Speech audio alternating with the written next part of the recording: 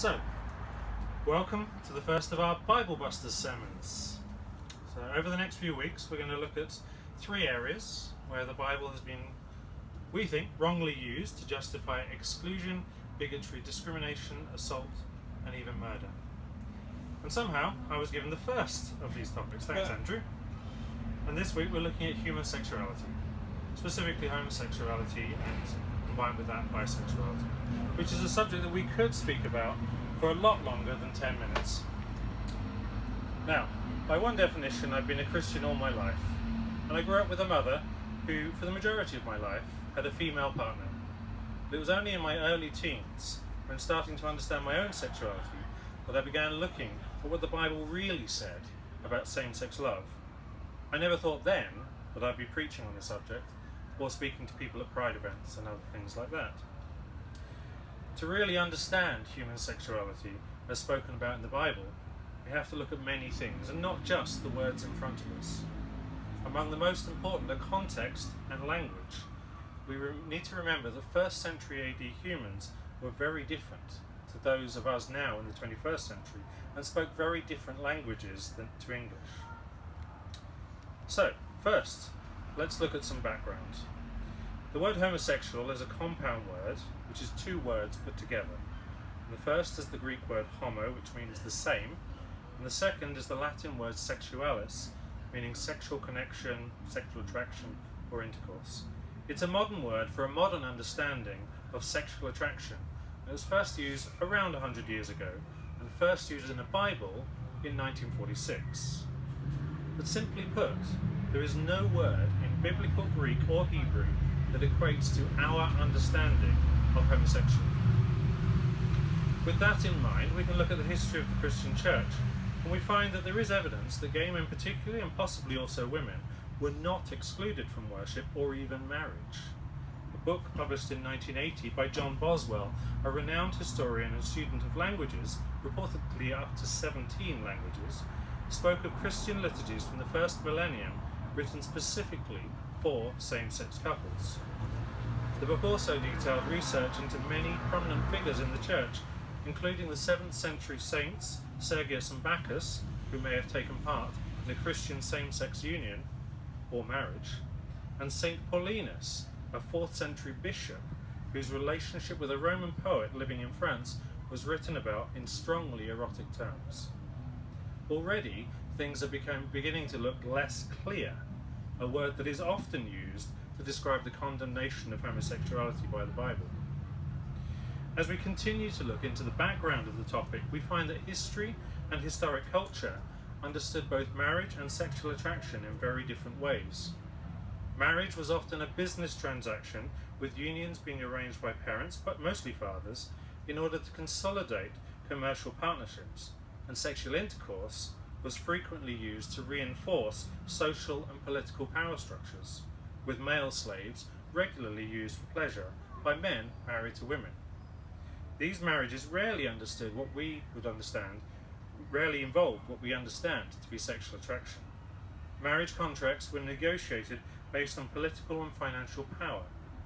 Until relatively recently, the idea that some people were predominantly same-sex or opposite-sex attracted was rarely considered, and what was understood to be natural was the superiority of male over female, free over slave, rich over poor. Even today, sex is used by conquering armies to subdue and humiliate the vanquished of whatever gender. Interestingly, Boswell's book suggests that heterosexual marriage ceremonies, predominantly held for business and property reasons, were often conducted outside, whereas same-sex unions, for reasons of love, were more frequently conducted inside the church.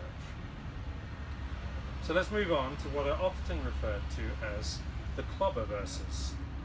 And these are passages from the Bible, including the one we heard earlier, that are most often used to discriminate against gay men and women.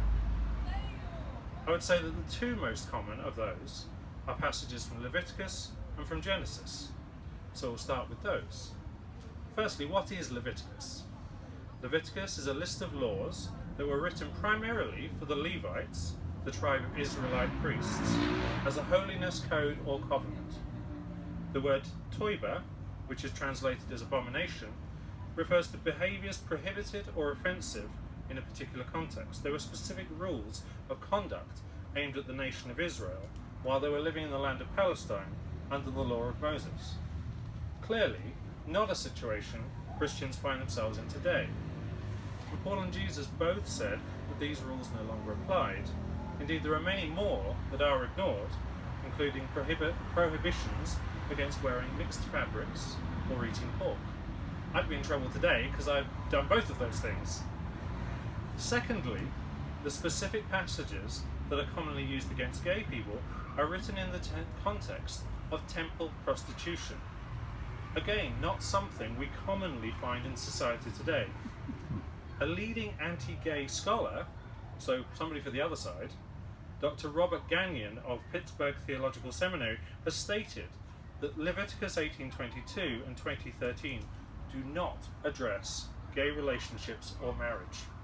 There simply is no logical analogy between ancient cult prostitutes who worshipped the fertility goddess and modern gay men and lesbians.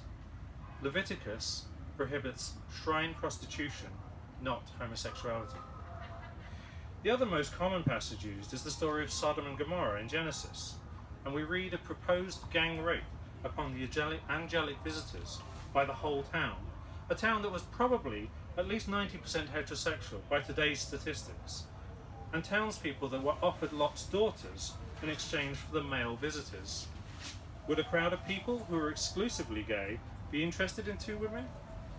The story itself tells us that this is a narrative of domination over unwanted guests by a gang of unfriendly people, not an account of immoral gay relationships. Furthermore, we're explicitly told in Ezekiel that the sin of Sodom and Gomorrah was pride and inhospitality, not same-sex love. And if we go on to look at today's passage from Romans in more depth, we can see immediately that the language and context do not speak to committed same-sex relationships. Verse 22 of the passage makes it clear that the people we're speaking of are idolaters, worshipping idols of humans and animals, not Christians worshipping God, who have exchanged natural relations for unnatural ones. Remember earlier we spoke of the historic understanding of sexual attraction? And we're reading here of idolaters who are engaging in indiscriminate orgies, regardless of gender. The passage also speaks of being inflamed with lust. Lust is not the same as love, and lustful debauchery is not the same as loving partnership. Other passages used include those written by Paul in Corinthians, Timothy, and Romans. Two particularly problematic Greek words used by Paul are malakoi and arsenokoito. Malakoi means the soft, and probably refers to the effeminate cowboys available in some temples. In some English versions of the Bible, the term male prostitute is more properly used in place of homosexual. Arsenokoitai is a compound word that was only used by Paul and has no direct translation, despite the term homosexual offender often being used. The root words suggest that it means men who have intercourse, and the fact that it is used along with malakoi suggests that it was used by Paul to describe the customers of the male prostitutes. In summary, what we're looking at here is Paul condemning the use of temple prostitutes, not loving same-sex relationships. Looking back over what we've talked about, two phrases come to mind: temple prostitution and gang rape. And these are not things I associate with Christianity or the people of the LGBT community here in Brighton. What I do associate with Christianity and the LGBT community is love. And love is spoken of over 300 times in the Bible. Compare that to the 6 or 7 passages that have been used, in my opinion, wrongly discriminate against same-sex attracted people. Jesus talks a lot about love, and yet never mentions homosexuality. We're often told that homosexuality is clearly prohibited by the Bible, and yet just a small amount of study shows us that it's not so clear at all, while love, in all its forms, is revered by Jesus Paul, and many other figures of the Bible. We've also been told by many Christian teachers that acts in themselves are not moral or immoral, that it's the mind and heart behind the act. The Bible says that God looks at the heart when judging people, not what they've done. Surely that means that sex, in and of itself, whether heterosexual or homosexual, is not what God is interested in. If God looks upon gay men and women and finds love in their hearts, then that love is what makes the difference, not their gender. This topic is rightly the subject of much study and many books. But the conclusion of many people, including those who do not affirm gay Christians, is that the Bible simply does not address the idea that some people are same-sex attracted, or that they may enter into relationships with people of the same gender. There is nothing in the Bible that corresponds to homosexuality as we understand it today.